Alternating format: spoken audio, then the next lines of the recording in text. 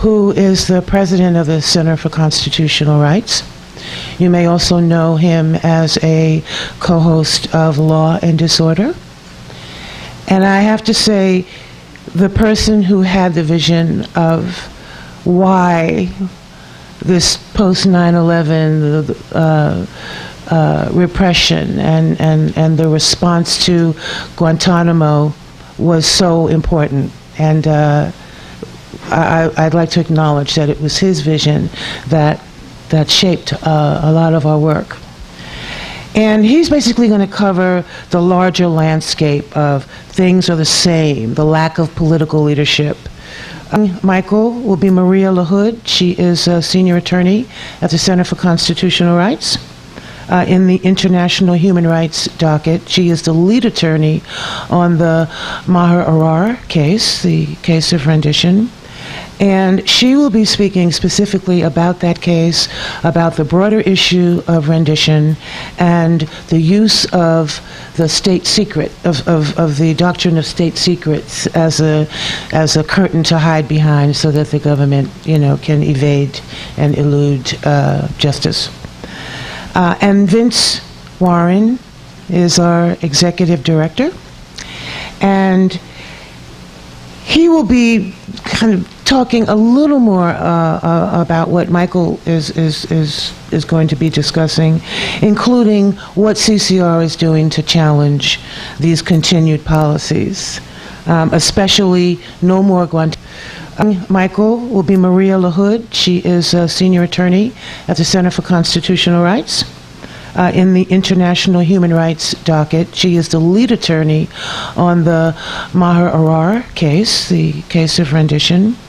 And she will be speaking specifically about that case, about the broader issue of rendition and the use of the state secret, of the doctrine of state secrets as a curtain to hide behind so that the government, can evade and elude justice.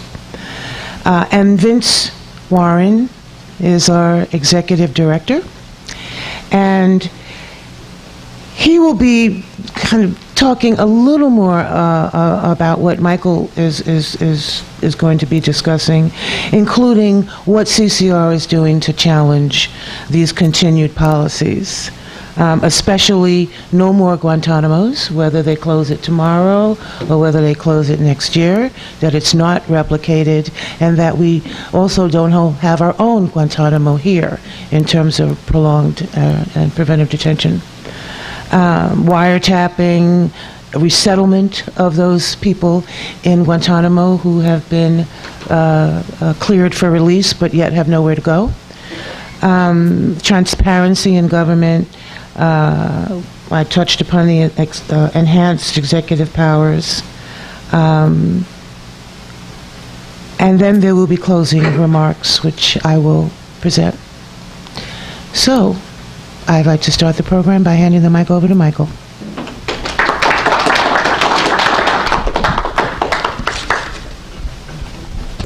About the beginning of Guantanamo, which was really when the center began to take on what I considered to be fundamental issues of human freedom in the post-9/11 era. And it was almost 8 years ago today that we filed our first case, habeas corpus case, on behalf of 3 Englishmen. Razul is the name of the lead person that went to the Supreme Court. And here we are 8 years later under the Obama administration, and we still have almost 200 people left at Guantanamo. And some of the key features of Guantanamo are sadly becoming a permanent part of our legal landscape and are a permanent part of really denials of fundamental freedom.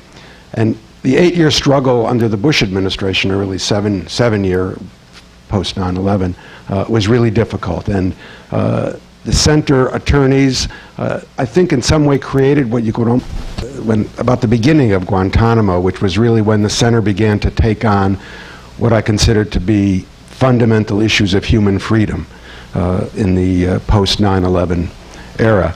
And it was almost 8 years ago today that we filed our first case, habeas corpus case, on behalf of 3 Englishmen. Razul is the name of the lead person that went to the Supreme Court. And here we are 8 years later under the Obama administration, and we still have almost 200 people left at Guantanamo, and some of the key features of Guantanamo are sadly becoming a permanent part of our legal landscape and our permanent part of really denials of fundamental freedom. And the 8-year struggle under the Bush administration, or really seven-year post 9/11, was really difficult. And the center attorneys, I think in some way created what you could almost call a lawyer's movement to shut down Guantanamo and represent people. And it's a significant part of the landscape of that 7 years that we wound up coordinating some 600 attorneys to say that people should have rights to at Guantanamo. You can't simply put them away in a prison incommunicado, never hear from them again, and torture them. And we won within 2 years. By 2004, June 2004, 2.5 years, we'd won the right of habeas corpus, the right to test your detention. And here we are 6 years later, and not everybody at Guantanamo by a long shot has yet had that right in court. And even when they get that right in court, and even when the court says you can be released, the administration, first the Bush administration, and now the Obama administration, says no, a court can't actually order a release from Guantanamo. So while we had a very rough 7.5 years under Bush, I cannot say that we're having an easier time under Obama. Not say it by a long shot. And in fact, as I indicated, some of the issues may become permanent parts. Some of the human rights denials, human freedom denials may become permanent parts of our landscape.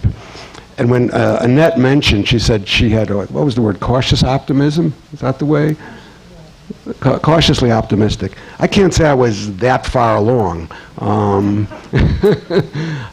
Hope, but I always have hope. I had hope when I filed the first habeas case up for Guantanamo. But you know, we'd at the center been kicked in the teeth a lot by president after president. I remember when we tried to close the first Guantanamo, the Haitian Guantanamo, when they had the HIV camp there, and Clinton, when he was running for office, promised to lift the HIV exclusion, which is one thing that positive that Obama has done. Let's be clear, that has been very positive, without a lot of political cost, but positive. But Clinton had promised to do so, not return Haitians directly to Guantanamo. Of course, when he took office, despite all our expectations, of course, he did neither. He neither lifted the HIV exclusion, nor did he stop returns. So I'm used to being, disappointed would be too strong a word, because I'm not naive about what we have in the United States. And I think if you look at the Obama administration, you have to first understand, and I sometimes compare this is not to say there aren't a lot of weaknesses there and a lot of huge errors, but you know, the U.S. is a huge national security state, where national security really trumps rights. And it certainly has gone up on that since 9/11. And that's what Obama and this administration inherited. What I would have liked to have seen is some beginnings of opening paths in which people could become active on certain kinds of issues, where we could begin to turn that back. Did I expect 1,000 military bases to close tomorrow? No. Did I expect Guantanamo to be cleaned out in a day? No. Did I expect to get prosecutions for torture? That was in contention for a while. It isn't right now. It was for a while. Did I have expectations on those?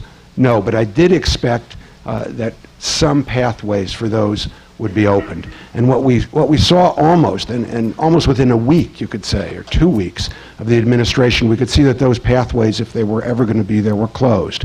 You had the same war team in office, Gates and company. So what we now have in Afghanistan and Iraq, and probably going into Yemen, is the same. You have the economic team that brought us into the economic mess, still with Obama. And then what you saw on the issues that we're discussing today, the issues of national security issues, so-called national security issues, which are Guantanamo, torture, accountability, secrecy, those, you saw Brennan appointed as a national security advisor. They tried to get him as head of the CIA, but of course he was involved in secret sites and waterboarding, so he was out, so they let him get an appointment that didn't require Congress. Then you have a guy named Steve Kappas, who's the deputy at the CIA under Panetta, and he apparently was responsible in part for designing the plan by which Maher Arar was rendered to Syria. So there you have two people appointed early on who indicated that there was not going to be significant changes on these national security issues. A third person has just been appointed a few weeks ago, and if you want to see a bad appointment, I think his name is Colonel, however you say his last name, it's Lietzu, L-I-E-T-Z-U. He's responsible for a program at the Pentagon called Detainee Affairs. Now, who was Lietzu and what is Detainee Affairs? Detainee Affairs is responsible for what happens to people at Guantanamo, at Bagram, and what Bagram is considered by many to be the core or the center of a triangle of what are still secret prisons that this country is running, although Obama said he had closed the secret prisons. So Lietzu, interestingly, worked with Rumsfeld, worked on the first military commissions, which are these so-called rum trials that try people, supposedly, that was held unconstitutional by the Supreme Court in the first round. That's Lietzu. Remember, Rumsfeld did the enhanced interrogation techniques. This is the man now in charge of military commissions and detainee affairs. So if we have any real hopes about a shift or a change, I want to just let you understand that it's not going to come from this administration. I mean, it's going to come from you here. It's going to come from what we at the center, I feel proudly, we're really in the leadership of a movement to get people released from Guantanamo, to get rights of habeas corpus, to try and hold people accountability, to try and hold them accountable for torture. As I said, in some way, you could argue it's getting worse. And if we look at Guantanamo, I think that's a good paradigm for it. You saw a couple of days ago, or maybe yesterday in the paper, that Senator Graham is suggesting that Obama administration should put into law what Guantanamo currently represents, which is a preventive detention scheme. People held without trial, without being charged criminally and without being tried for those. And Graham is suggesting that Obama do this, and he may be conditioning the, quote, closing of Guantanamo and moving the people to the prison in Michigan on putting into place a preventive detention scheme. Let me just say, with a law or without a law, what we have right now is a preventive detention scheme at Guantanamo, at Bagram, and other places. And so what we have is, in my view, a crossing of what I would call a Rubicon in terms of human rights and human dignity and human freedom. The idea that you can hold someone in prison year after year, without charges. That may or may not become a permanent fixture. In some way, you could argue it already is a permanent fixture. Obama also has said, this is something that the center, and I don't think Annette showed you, I think I have a copy, we did do in cautious optimism, 100 days to restore the Constitution. I'm not sure which part of this we actually got them to do. I mean, there was some, I can mention that, we certainly didn't get them to stop military commissions. And the idea that we're going to try anyone by a military commission, which Obama is going to do, is incredible to me. And you see the weakness of the presidency and of the executive, because you look at the Khalid Sheikh Mohammed case, which was first going to be a trial in New York. Then there was a stink here by even the Democrats, and they decided, okay, we're not going to try Khalid Sheikh Mohammed in New York. We'll try him somewhere else. And now they're not just going to try him somewhere else. It looks like they're moving him possibly to try him before a military commission. So you see, here's an announcement made by Eric Holder, presumably with the support of Obama, presumably with that support, and then now he's, as soon as he gets some of the right-wing attack in Congress or from national security people, he reverts to really the national security state. So in Guantanamo, we have these issues now: preventive detention, military commissions, moving them possibly to Michigan. And I remember writing an article with one of our co-counsel, with Julius Lobel, who's a board member at the center, a few weeks before Obama took office, which said, don't repackage Guantanamo. And what we're really seeing is Guantanamo, as I said, possibly a permanent fixture going forward. Some of the other people in the panel will talk about issues of state secrecy. I think that will be what Maria probably talks about. Vince will deepen some of these issues. But so it hasn't been really, I would say, a good year. It's been very rough sledding, and in some way you could say it's been harder because people who were sympathetic were split, because I say now we have Obama in there, we have the Democrats in there. Don't attack Obama. And of course, it's not an attack about Obama. It's really saying what we stand for is human dignity and human freedom.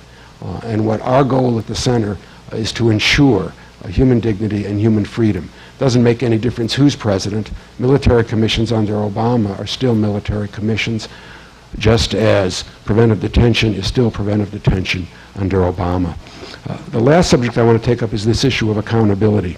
And there, there was actually serious debate a few weeks before Obama took office and a few weeks after. The debate about truth commissions or criminal investigation, what we should do about the torture conspirators. And Obama took this very peculiar and odd position to me, in which he said, we have to look forward and not backward. And I was always appalled by that, because it's a rhetorical device, because actually prosecutions always have to take in conduct in the past. That's what they're about. And they're also always about looking forward, because that's the way you stop torture in the future. You prosecute people, you criminally investigate them and prosecute them for what they have done. And Obama really, in my view, was quite disingenuous about that. And it's really getting worse. If you saw recently there was a report on the Office of Professional Responsibility report about you and Bybee, two of the lawyers who were some of the articulators of the torture, of the legal backup for torture. And that's been floating around for 5 years, this investigation of those two lawyers. And at first it was going to be very hard-hitting, and it's been watered down and watered down and watered down. It would have probably led to their disbarment. And now, apparently, when it's issued, it will simply say they had bad judgment. And I just want to say, there's been all this debate in this country about torture, and what's torture and what's not torture. One thing I've never understood is how anyone you have in your custody, how you're even allowed to touch them. How you're even allowed to touch them, much less waterboard them 183 times, throw them against the wall, attack them with dogs. I just don't get it. And it's become essentially a scholastic debate in this country. That if you heard that coming out of Chile during the Pinochet years, you would say, what the heck is this about? What is going on here? This is just bullshit. And that's what it is. Because you have a person in your custody, you don't have a right to lay a hand on that person. That's the law. That's period. But in any case, he's really been a failure on this ability, on this willingness to open prosecutions, to open an investigation. And you saw what's happening in the country. Not just that we may have lost some of the public debate on this issue, but I guess you probably most have seen what Cheney said Sunday on ABC. He goes on ABC and he says, "I was a big supporter of waterboarding." And then he says, "I was a big supporter of the enhanced interrogation techniques." And earlier he admitted that he was responsible for the direct use of, he didn't say torture, but these techniques on 33 people, as well as waterboarding specifically on 3. He's opened, he's our former vice president, he's blatant, and if that doesn't encourage the next set of torture, if that doesn't encourage what's happening in every station house in this country, tell me what it takes. And there you have a man like that saying things like that, and this administration sits there with its hands tied. So the end of this is the center has its work to do, is continuing, and I can tell you, after 8 years of this, I'm not saying I've pulled back at all, but I'm not the one any longer spending 20 times or 30 times going to Guantanamo or traveling around the world to settle people. But that's why we actually don't have some of our Guantanamo attorneys here tonight, because that's where they are still fighting on. The one positive thing on the accountability for torture is what's going on in Europe. The center filed 2 cases in Germany. We lost those. We went to France when Rumsfeld was there. And now there's a case going on in Spain by Judge Garzón, the same judge who did the Pinochet case. And that case is not one of these universal jurisdiction cases in the abstract. There are Spanish nationals who were tortured at Guantanamo. That case will hold. And as I speak to you, if I were one of the whatever number of people who are implicated in that case, it may well be that Judge Garzón has by this time issued European-wide, the Schengen group arrest warrants for some 20 or more, as far as we know, torture conspirators in this torture conspiracy in the United States. So they cannot go to Europe. And of course, the other bright light was the Italian conviction of 24 CIA agents for the kidnapping of Abu Omar off the streets of Egypt. So it's going to be a long struggle. It took 35 years to bring Pinochet to justice. I don't think it'll take that long because some of these guys, Cheney, Rumsfeld, will be gone by that time. But hopefully it'll go a lot faster in Spain. But really, the burden of this talk is it's been a very difficult 8 years. We won a major victory early on. It opened that prison. It stopped the immediate torture going on there. But it's like those jack-in-the-boxes, you know. It pops up everywhere else in the world. So I appreciate your support for the center, support for our work, and it's been an incredible fight. Thank you.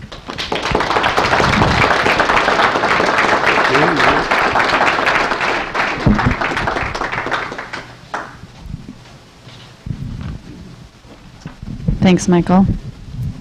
So I'm going to talk a little bit about Meher Arar, who I presume most of you are familiar with, if not all of you.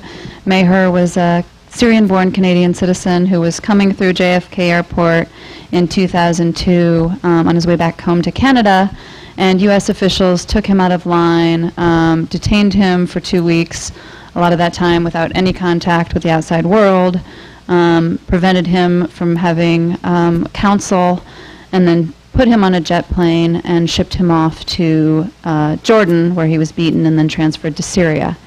In Syria, he was detained for over a year. For the first couple weeks, he was interrogated up to 18 hours a day, beaten with electrical cables, and otherwise tortured. And then for 10 months, he was held in an underground grave-like cell that was 3 feet wide, 7 feet tall, and 6 feet long, without any access to the outside world.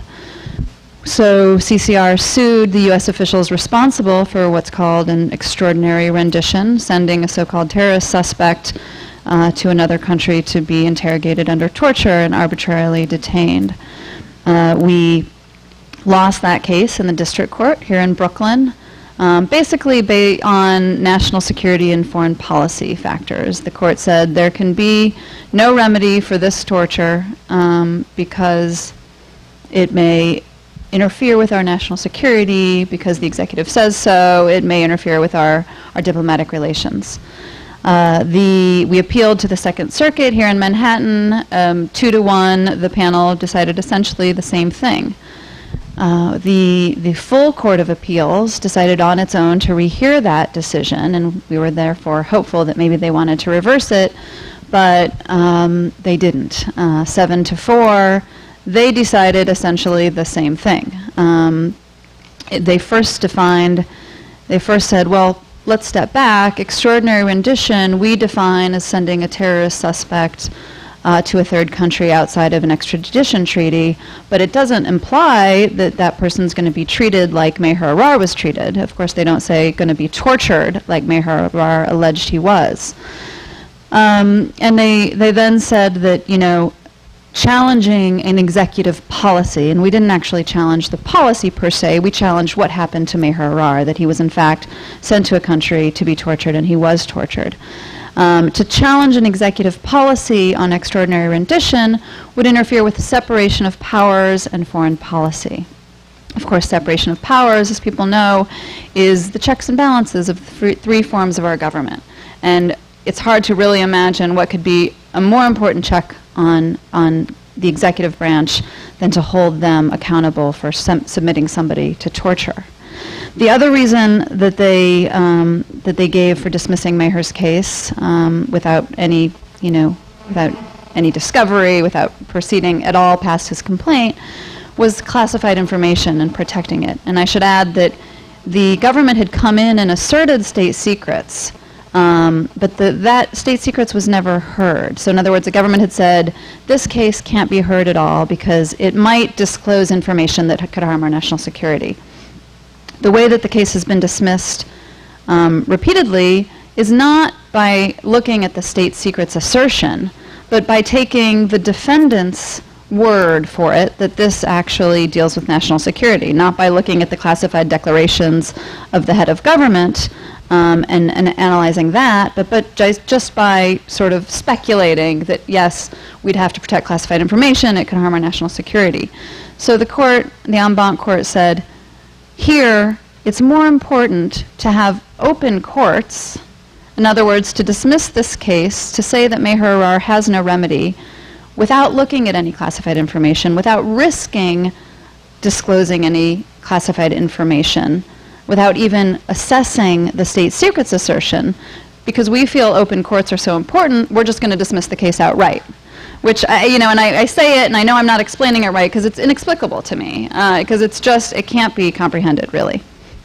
So we have petitioned the Supreme Court to review the case on cert, and I think it's going to be a huge test of the Obama administration, what it does on March 5th when its response is due. It has not had to defend Meher's torture yet in court, and this will be the opportunity for it to do so, or for it to do the right thing. And I'm afraid I'm not all that optimistic, but we'll see what happens March 5th. We do know that in another rendition case, a case against Jepsen, a Boeing subsidiary, on behalf of 5 rendition victims, Jepsen was responsible for the flight plans for the rendition flights. And the state secrets assertion had been successful in the district court, and the Ninth Circuit actually reversed that and sent it back and said, you can't just dismiss the case outright. It's an evidentiary privilege. You need to look at the information. You need to have a little more analysis. And the U.S. government asked for review by the full Ninth Circuit, the en banc court, and the Obama administration stood up and stood by the Bush administration's assertion of state secrets.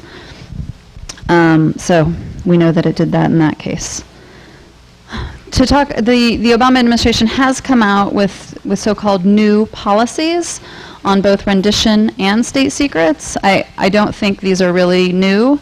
For rendition, Obama, when he took office, he issued an executive order to ensure that interrogations are lawful and that individuals are not transferred to other nations to face torture. So that sounds good. He created a special task force to evaluate how to do this. In August, it was reported that the administration would continue to transfer individuals to third countries for detention and interrogation. So, okay, we're going to go ahead and send people to be arbitrarily detained and to be interrogated under who knows what means. And that the administration would accept so-called diplomatic assurances that the person would not be tortured. Well, as we know from Meher's case, the government claimed to get so-called assurances. We found out later that they weren't actually diplomatic because they didn't go through the Department of State, and the Department of Homeland Security Inspector General found that they were actually ambiguous and nobody really reviewed them, but they did claim to get assurances. We know that those assurances are meaningless. Nobody knew where Meher was the first 2 weeks he was sent because the U.S. government didn't tell anyone they sent him to Syria. So he was, being whipped with electrical cables. The government also, purports to be able to rely on monitoring. Well, we'll make sure, we'll check in, we'll see how the detainee is doing. The Canadian government, once they found out that Syria had Meher, got consular visits. They actually had 7 consular visits. Of course, Meher, prior to each one, was threatened with worse torture if he disclosed how he was being treated. So it wasn't until the very last visit that he just knew he couldn't handle living in a grave anymore, that he broke down and thought, I'd rather be, whipped with electrical cables again than stay in this grave.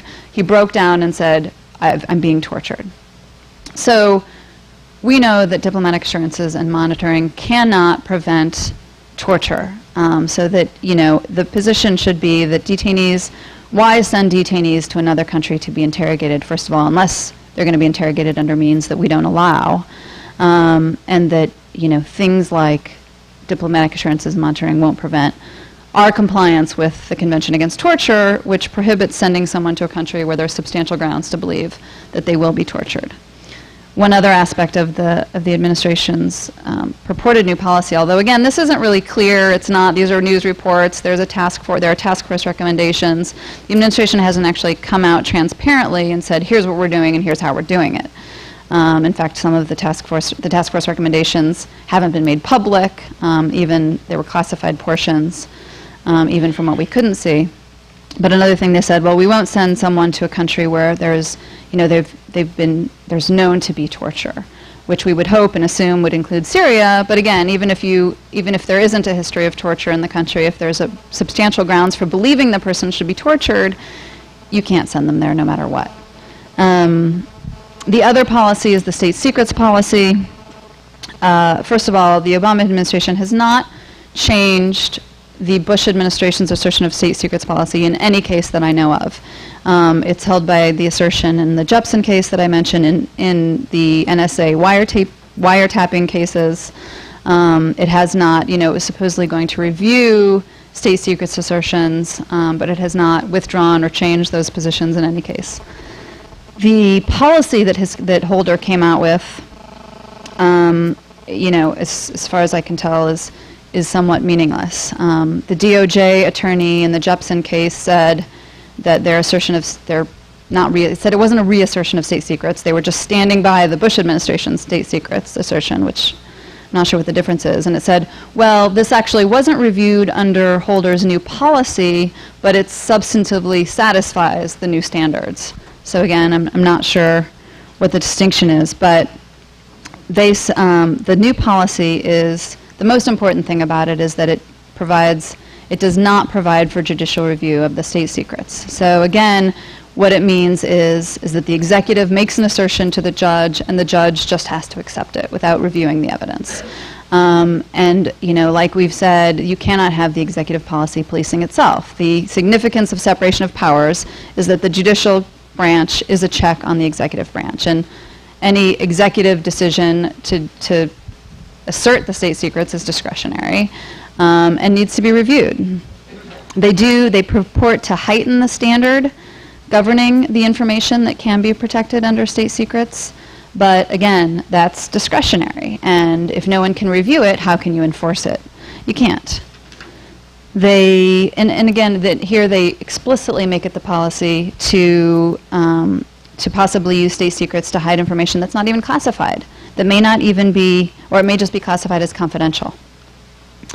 It also doesn't require, it says that there are reviews, there are mechanisms of review, but the Attorney General or his assistant don't have to actually review the evidence. They can rely on a declaration by the head of another department saying that this information is state secrets. That's all the review that's required. Okay, the Attorney General looks at that declaration. Great, the Attorney General doesn't have to look at the information, nor does anyone in his office. A couple things, I just told that it was time. I just want to highlight a few other things that have been going on. CCR has a long history of bringing cases against former foreign government officials, starting with Filartiga back in the 70s. We've been doing this successfully actually up until a couple years ago when we tried to sue an Israeli official for so-called targeted assassination. And the US government came in and basically said the foreign official should have immunity unless Israel waives the immunity, which it of course did not, or unless the US government, the US executive comes in and says that that person should not have immunity, which of course the US government did not. So the court accepted that argument, and then in another case against a Somalian official, it's now actually before the Supreme Court deciding this very same issue, and the US government under Obama has come in an amicus brief and made basically the same arguments, that immunity, foreign officials should be immune, former foreign officials should be immune for acts in their official capacity, even if that includes torture and extrajudicial killing, unless the government waives immunity or unless we, the executive, decide that they should be immune, which is just it's a political way of deciding who has immunity and who does not. They also rely, like they did before, on reciprocity, which means we're concerned about our U.S. officials being sued in other countries. So we have to provide immunity here. In Samantar, they didn't actually say that he should be immune. They said it should be remanded. And they may decide that he shouldn't have immunity because, who knows, he's Somalian, But It's just another issue to watch out for. That's going to be heard in the Supreme Court March 3rd. Another issue is, we have case against contractors. We had cases against Blackwater and Khaki Titan, the interrogators and translators in Abu Ghraib. Obama, when he took office, was highly critical of the use of private military contractors. Since then, he has actually increased their use in Afghanistan. He has disagreed with congressional efforts to limit the use or to eliminate the use of contractors as interrogators. There's going to be a bill introduced by Representatives Schakowsky and Sanders attempting to restrict the use of PMCs, and so it'll be interesting to see what the administration does. Just another thing is, since I mentioned targeted assassinations, it's been reported that Obama has actually increased their use from the last years of the Bush administration. So now that, we've, almost, or we're, challenging arbitrary detention, challenging torture, we're leaving, the administration might just be choosing to kill people rather than have to deal with them or give them due process. So that's it. Thank you.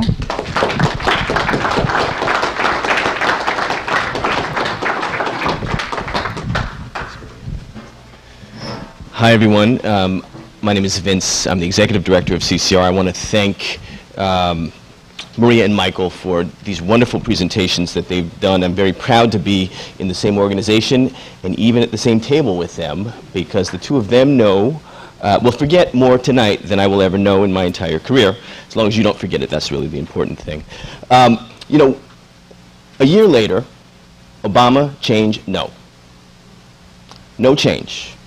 If you go down the list, if you think about what Michael has talked about, if you think about what Maria has talked about, what Annette talked to you about, how many of those things started off when CCR got involved as Bush's problems, as problems that we could solve through litigation against George Bush, the problems that we could solve through protests against the Bush administration? How many of those problems are now our problems with Obama? All of them. Every single one of them. This is not George Bush's Guantanamo. This is Obama's Guantanamo. This is not George Bush's preventive detention scheme. This is Obama's preventive detention scheme. George Bush is not spying on Americans. President Obama is spying on Americans. George Bush is not the one that is keeping 98 men in Guantanamo, refusing to release them. That's President Obama who's doing this. And it's not just President Obama. This is the people that he has put, this is the power that he has arrayed to make his vision of what the better America should be. And as Michael mentioned, there are virtually no new faces in the Obama administration. We've been here before. It's kind of like the end of The Wizard of Oz. You wake up, you're like, Rahm Emanuel, you were there.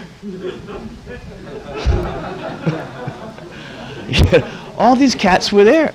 And if you think about the stuff that he's done well, and he has done some good things. I mean, we have a number of transgender appointments, which is very important, which is absolutely key. We have more women in the administration than in other administrations. But it's almost as if he went down the list of things that Bill Clinton couldn't get done and said, well, I'm going to try to attack some of those things because politically, it doesn't really cost him anything. He's messing around with the don't ask, don't tell as if this is a new issue, like he's got to tread cautiously. It's don't ask, don't tell. We're not talking about a real sea change in treating people with dignity and equality. We're talking about don't ask, don't tell in the military. This is what passes for progressive change under Barack Obama. Healthcare. That's another.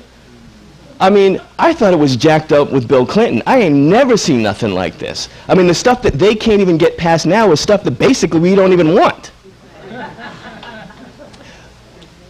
But, Barack Obama is the man that he told us he was.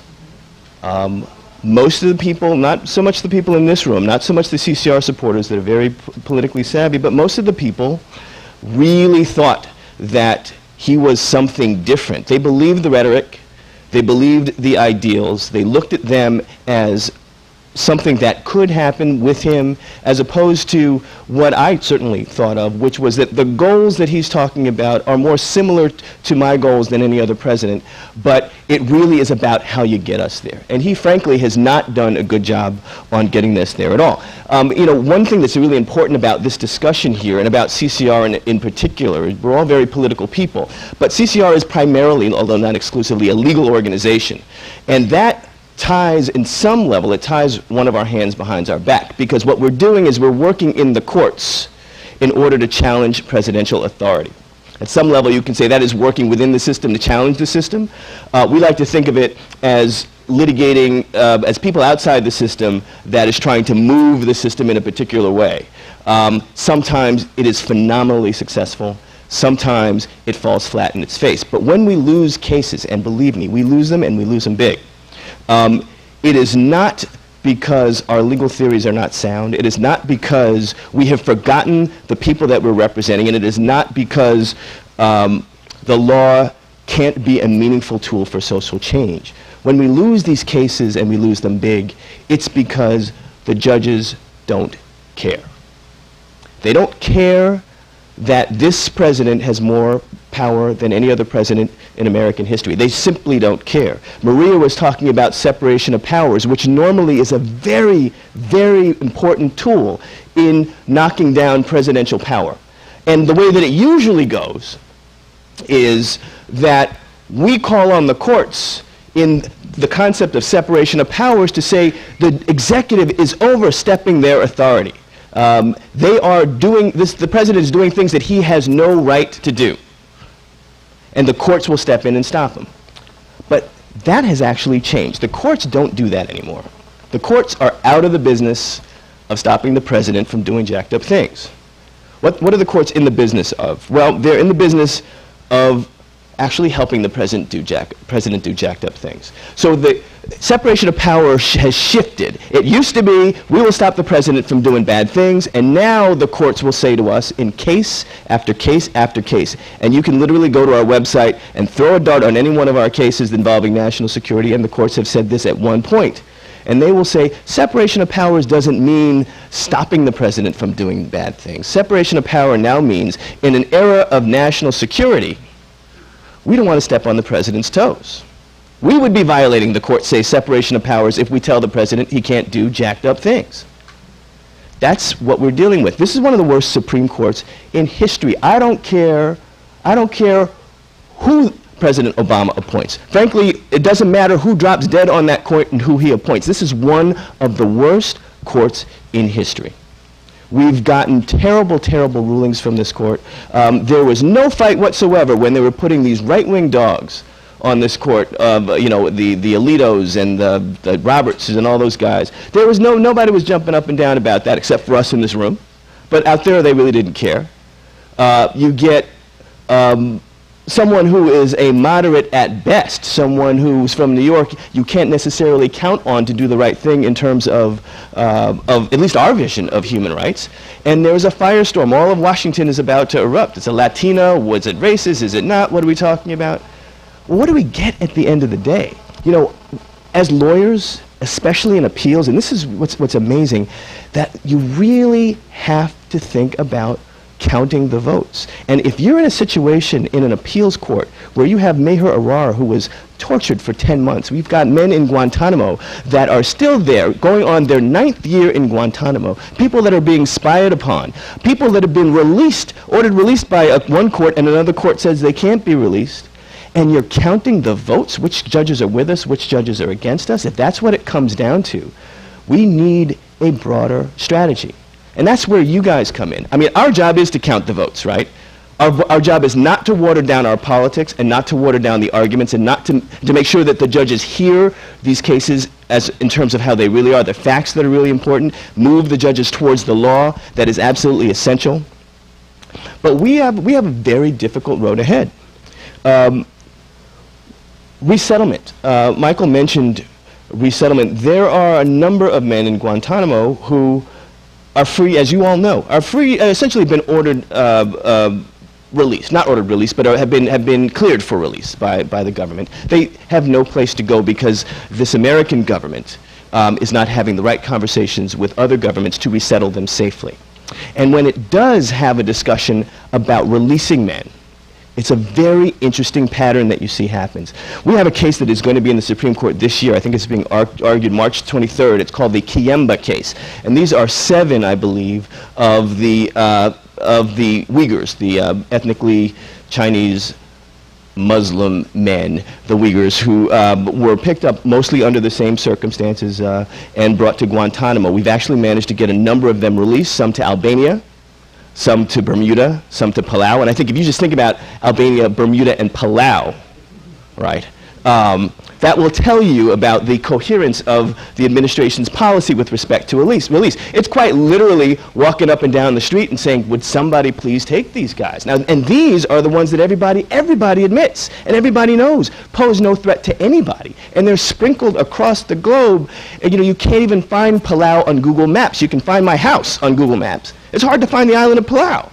But that's where some of our men are. But when you think about what the dialogue has been, specifically with respect to the Uyghurs, it's chilling. When the Uyghurs were first captured, immediately almost upon their capture, they were taken to Bagram. And when they were in Bagram, immediately the U.S. started having discussions about how can we get these men released? Who is going to take them? But of course, everybody fears China. And no wonder, because China owns a lot of people's debt. So they don't want to mess with China. But even back then, before the men had even been brought to Guantanamo, the U.S. government was like, how can we get these guys resettled? Well, they didn't get them resettled. And what they said was, we have a better idea. Why don't we see if we can work with China to help us in the UN to support our march into the war on Iraq, and that way we'll curry some favor with the Chinese. Well, they tried that tactic. That China wasn't buying it. So they scrapped the whole thing and they sent these men to Guantanamo. So when they sent them to Guantanamo, when they got to Guantanamo, the initial thought was, we can find a place to release them. After some litigation, which we were involved in, they said the plan was to release these men to Virginia. To Virginia. Were they released to Virginia? No. Why? Because people in Virginia said, not in my backyard. And so the Bush administration immediately backed up and said, all right, we're not going to release them to Virginia. But we were moving forward with the litigation. And then we got a court in Washington, D.C. to order the men released. Order the men released into the United States. That was when George Bush was president. George Bush appealed that order. Barack Obama became president. Barack Obama is arguing now, right now, that the men in Guantanamo cannot be released into the United States, even though a judge in habeas corpus orders them released into the United States, if the Barack Obama administration doesn't want them released to the United States. A court cannot release these men if the president doesn't give his okay, which makes you ask the questions. Well, why did we do all of this litigation about habeas corpus? Why did we bother winning the Bermudian decision that said, if habeas corpus means anything, it is a right to release? These men have been ordered released, and the Obama administration is now going to be arguing on March 23rd that these men should not be released because the Obama administration doesn't want them released. That's kind of what this has come down to. And we don't see it just in terms of the Uyghurs. I mean, you have to think about the dance, the political dance that the Obama administration is doing in other areas. We had men who were released to Yemen just before Christmas.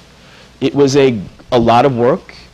It was a great victory for the men that were able to be released. And then, of course, there was the man who tried to blow up the airline in Detroit.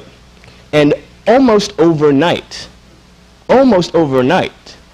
the Obama administration, and I think it might have been Brennan or someone, got on Face the Nation or one of those shows and said, well, we're actually not going to have any more transfers to Yemen right now because Yemen is too dangerous. So 5 days ago, it was perfectly fine for them to release 6 men to Yemen. The day after some guy tries to blow up a plane with his underwear, it's not okay. So now we have 90-some-odd men from Yemen who can't go anywhere because the Obama administration did a political about-turn.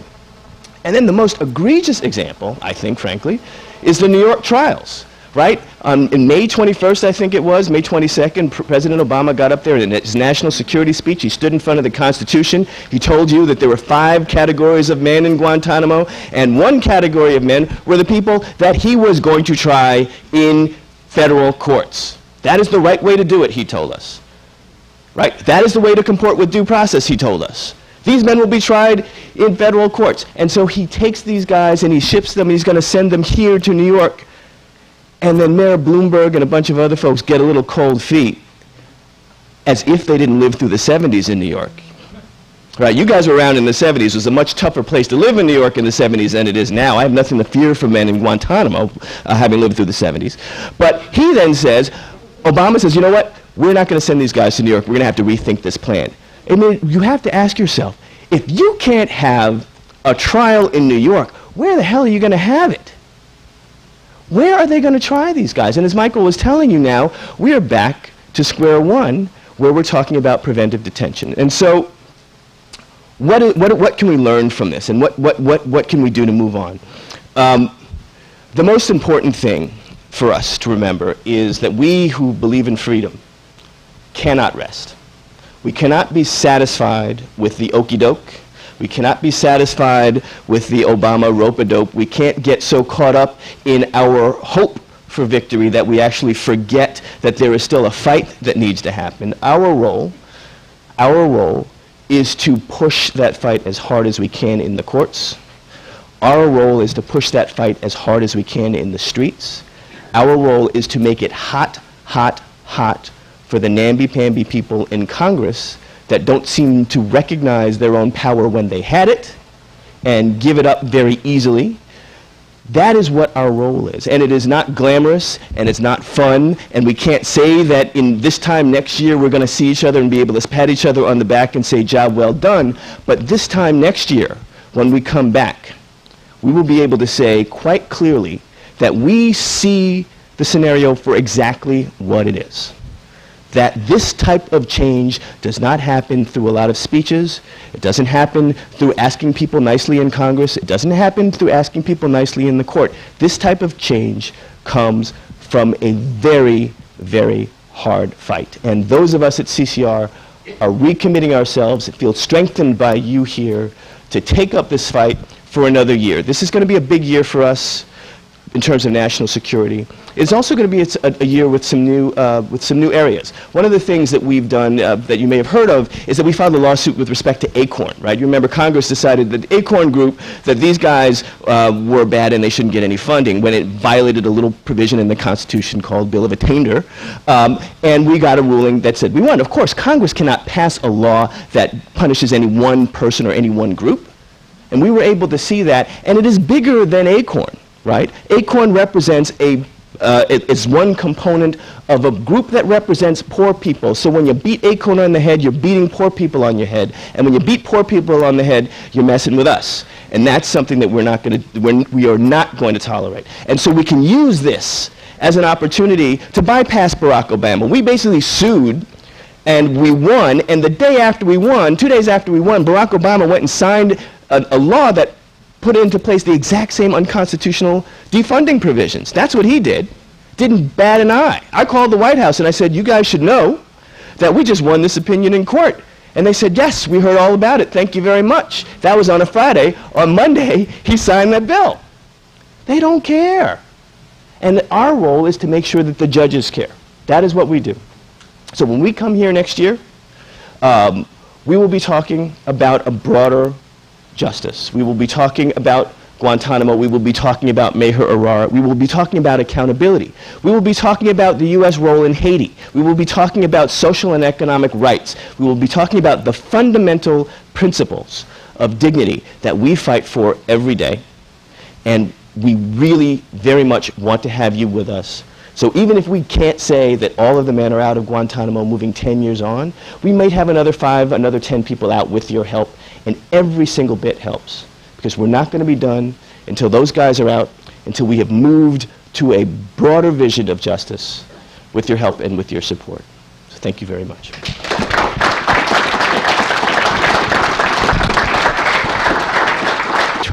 Attorney General Tony West wrote And I just wanted to ask if anybody can comment about this. And I quote, this is something that Obama Justice Department said, that genocide, torture, forced relocation, and cruel, inhuman, and degrading treatment by individual defendants employed by the Department of Defense and the State Department were within the scope of employment. The government has actually said that, and we have brought several cases on behalf of Guantanamo, damages cases on behalf of Guantanamo detainees after they were released for torture. And the courts have decided that, it's a sort of a complicated legal issue, but they're under the law, they're not liable because the government should be liable if they acted within the scope of their authority. So courts have decided that torture is a foreseeable incident to detaining so-called enemy combatants. So it's within the scope of the employee's authority. So we just had this again today in a decision, or yesterday. We brought a case on behalf of the 3 detainees at Guantanamo who died in custody, who Scott Horton recently reported, they were called suicides all along, and there is evidence to show that they were. Attorney General Tony West wrote, and I just wanted to ask if anybody can comment about this, and I quote, this is something that Obama Justice Department said, that genocide, torture, forced relocation, and cruel, inhuman, and degrading treatment by individual defendants employed by the Department of Defense and the State Department were within the scope of employment. The government has actually said that, and we have brought several cases on behalf of Guantanamo, damages cases on behalf of Guantanamo detainees after they were released for torture. And the courts have decided that, it's a sort of a complicated legal issue, but they're under the law, they're not liable because the government should be liable if they acted within the scope of their authority. So courts have decided that torture is a foreseeable incident to detaining so-called enemy combatants. So it's within the scope of the employee's authority. So we just had this again today in a decision, or yesterday. We brought a case on behalf of the 3 detainees at Guantanamo who died in custody, who Scott Horton recently reported, they were called suicides all along, and there is evidence to show that they were. The government has actually said that, and we have brought several cases on behalf of Guantanamo, damages cases on behalf of Guantanamo detainees after they were released for torture. And the courts have decided that, it's a sort of a complicated legal issue, but they're under the law, they're not liable because the government should be liable if they acted within the scope of their authority. So courts have decided that torture is a foreseeable incident to detaining so-called enemy combatants. So it's within the scope of the employee's authority. So we just had this again today in a decision, or yesterday. We brought a case on behalf of the 3 detainees at Guantanamo who died in custody, who Scott Horton recently reported, they were called suicides all along.